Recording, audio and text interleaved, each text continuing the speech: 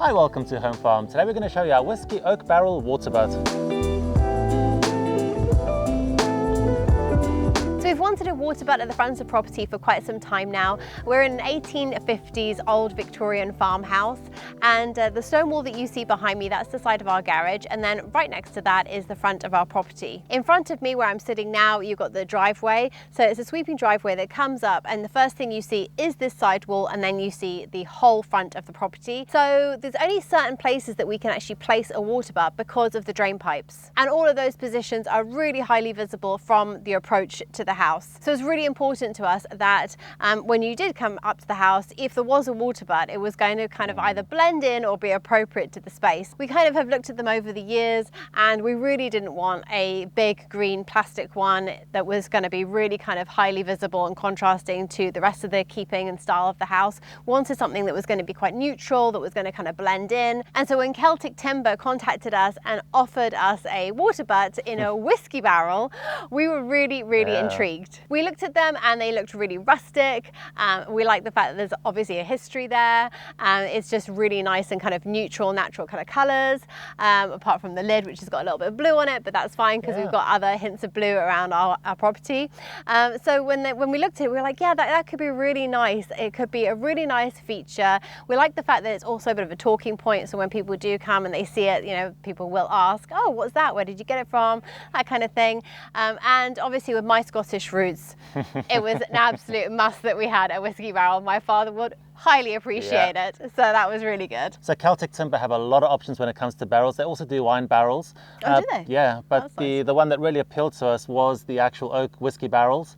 They come in different sizes. You get a 45 gallon. This is the 55 gallon. And they do some real monsters. I can't remember the size now, but it's like over 100 gallons. Wow. So impressive. But as we will touch on in a moment, trying to lift that and position that, this was a challenge on its own. So let alone trying to do something double the size. But the point is that they have got a lot of options. They also have a service that allows you to customize your barrels. So in our case, you can basically just order the barrel as it is from them and then do the work yourselves. Or you can do what we've done and you can get the lid done separately. Right. They pre-drill the holes for you for the actual tap. And you can buy certain things. You can buy the diverter kits. You can buy little stands for them. So there's, you can go as far or as little as you actually want to with regards to customizing your particular barrel for your property. Yeah, that's really great because you don't actually necessarily have to use their barrels as water butts. No. You could use them as planters, as decorations, as even kind of bar tables I've seen on decks and things.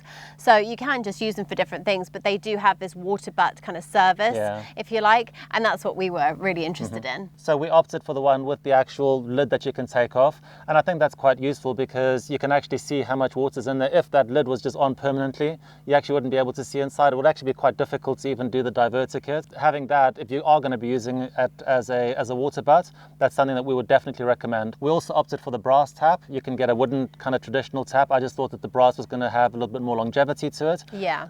And that comes pre-drilled for you.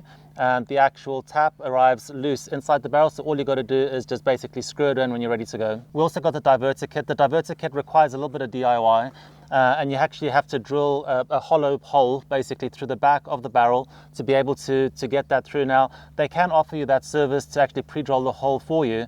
The only issue with that is that where you position your barrel in relation to your gutter is going to be something that's going to obviously impact as to where that hole has to go. Yeah. So there was a little bit of measurement, a little bit of DIY. It really wasn't that difficult at all. You just do need a hollowed out drill and a drill with a little bit of power because oak is quite dense as a wood. So you do need to drill through that to be able to get the diverter kit in. If you've got the equipment and you can do it yourself, you'd recommend doing it yourself because then you actually have the hole in the exact place where you want it. But it was literally just a 5-minute job, wasn't it? It was quick and easy. The only thing is that you do have to do a lot of measurements because you need to get the height in relation of the gutter to the actual barrel to make sure that you've got that nice gradient for the actual water to run down. Yeah. So you do actually have to install and position the barrel first to be able to get that height. Yeah. And the installation of this barrel is something I certainly didn't take into account because I didn't fully appreciate just how heavy these barrels are. So, this is the 55 gallon. I think the delivery guy that actually dropped it off said it weighed about 65 kilograms. So, it's not a plastic water butt where you can just pick it up, hold it in place and see. This requires a little bit of thought and certainly a lot more strategy and planning to be able to actually get it into place. I certainly wouldn't have been able to do it by myself. So if you've got two of you and you're both capable of doing it, then I think you'll be okay. But if not, I would just suggest just waiting and just contacting a relative or a friend to come and help you.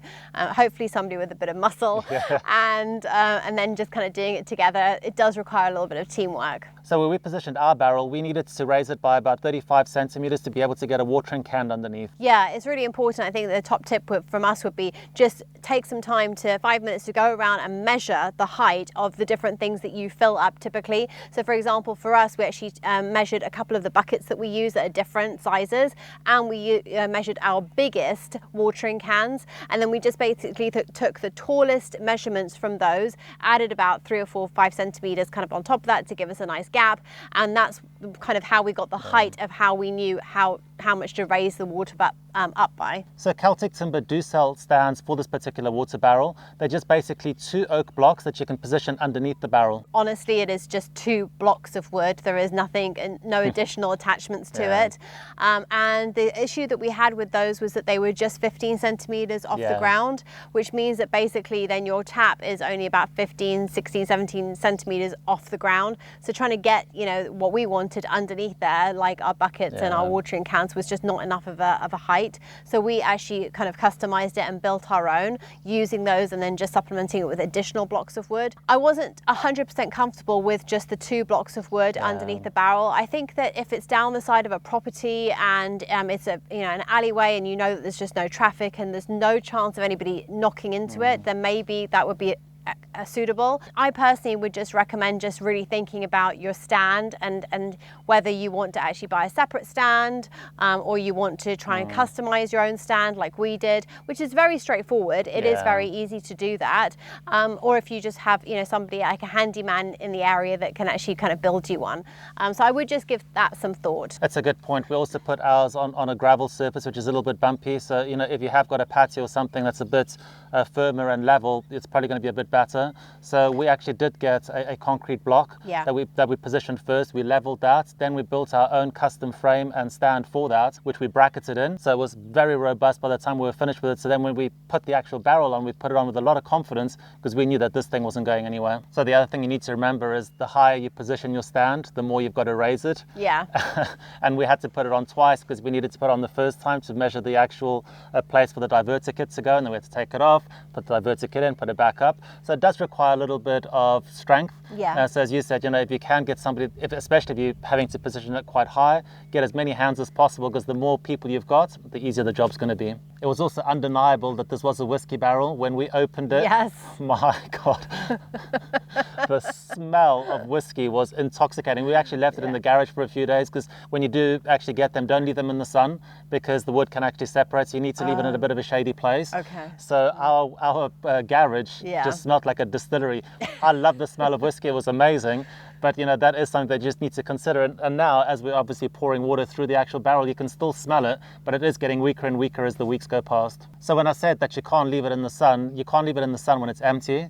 Once it's actually in position and filled with water from the actual gutters, that's perfectly fine, because it's hydrated inside, and then it's not going to actually dry and shrink and basically become leaky. Right. It's just while you're waiting to actually set it up, leave it in a cool, dry, shady spot so that the sun doesn't beat down on it. I would definitely consider getting more, absolutely. Definitely. I think that it just really it suits our style and the property, and we just really like them. I know that there is a place for plastic water butts, but I just think especially if you've got something that you want to be part of a feature or part of a garden design, I just think it's really lovely. There are different sizes, so do check the dimensions and make sure that, as Mars said, that you get something that fits your space. So I think that just, choose what size works for you. But I think that it's a nice way to recycle and reuse something that I would hope doesn't end up in landfill, but you just don't know whether some of these distilleries end up just disposing of, they must go through an awful lot of barrels. And I just think it's a really nice way of us using something. It's plastic free, it's toxic free, it's really easy on the environment, low impact, and I just think it's a really nice feature for a property. So if you've got any questions, feel free to leave them below. Otherwise, we hope to see you on our next video. Please, before you go, give us a thumbs up, subscribe, ring the bell, and we hope you're having a great day. Thanks for watching. Take care. Bye-bye.